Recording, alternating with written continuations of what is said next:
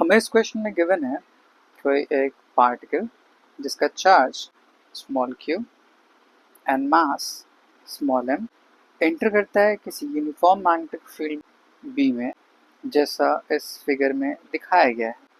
सो अगर इस region of magnetic field इसकी width L is equals to 3mv by 2 times of qb है, then charge कितना time उस पर्टिकुलर मैग्नेटिक फील्ड के इनसाइड स्पेंड करेगा हमें कैलकुलेट करना है। अगर इस फिगर को डायग्रामेटिकली कोऑर्डिनेट एक्सिस के अलोंग प्लॉट किया जाए तो कुछ ऐसा दिखाई देगा। लेट्स से एक्स एक्सिस जिस डायरेक्शन में चार्ज पार्टिकल को प्रोजेक्ट किया गया, magnetic field into the page मतलब नेगेटिव जेड एक्सिस की तरफ।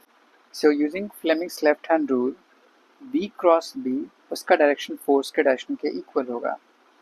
So velocity cross magnetic field y axis के लॉन्ग होगा, मतलब ये चार्ज पार्टिकल अपवर्ड डायरेक्शन में डिफ्लेक्ट करता होगा। Further, since charge particle magnetic field के परपेंडिकुलरली प्रोजेक्ट किया जा रहा है, तो जो पाथ ऑफ पार्टिकल होगा वो हमेशा सर्कुलर होगा। उस सर्कुलर पाथ के लिए रेडियस का इक्वेशन होता है radius of charge particle when it is projected perpendicular to magnetic field.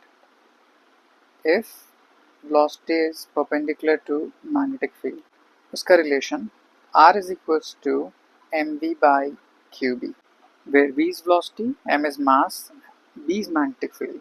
अब इस रेडियस को कंपेयर किया जाए विड्थ ऑफ मैग्नेटिक फील्ड से।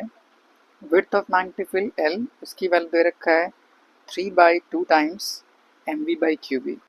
सो इस रिलेशन को हम लिख सकते हैं 3 by 2 times of r। So यहाँ से कंक्लूड कर सकते हैं कि रेडियस उस width of region of magnetic field से स्मॉलर है। It means charge particle round up करने के बाद रिटर्न बैक आ जाएगा सेम रीजन में। सो इस चार्ज पार्टिकल का पाथ कुछ ऐसा दिखाई देगा। इस पॉइंट से चार्ज पार्टिकल प्रोजेक्ट किया जा रहा है, मैग्नेटिक फोर्स अपवर्ड, इसलिए उसका पाथ अपवर्ड डायरेक्शन डिफ्लेक्ट करेगा एंड सर्कुलर पाथ ओवर करने के बिहाफ पे सेमी सर्कल ऑब्टेन करके रिटर्न बैक आ जाएगा सेम रीजन। सो इस केस के लिए टाइम टेकन उसका रिलेशन होता है time taken by charge particle is equals to m by qb multiplied by theta, where theta is amount of angle transverse or covered by the particle. तो अगर ये particle semi circle cover कर रहा है, so total amount of angle pi के equal हो जाएगा।